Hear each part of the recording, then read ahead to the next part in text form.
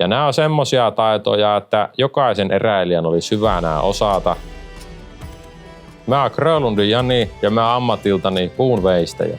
Yleensä mä veistelen moottorisahalla asiakkaille tilaustöitä, eli käytännössä työkseni painin karhujen kanssa. Mutta tällä kurssilla mennään vähän perinteisempiin työmenetelmiin, eli puukon ja kirveen käyttöön. Lipsahtaa tästä jotenkin puun ohi. Viimeistellään vielä tää lusikkapesän takapuoli. Ja miten eräilijä voi turvallisesti käyttää niitä retkillään. Tää sauva oli tosi hyödyllinen jokien ylityksessä sekä silloin kun kiipesi jyrkkää liukasta kivistä rinnettä ylöspäin. Tästä tehdään semmonen kupera tästä pesästä.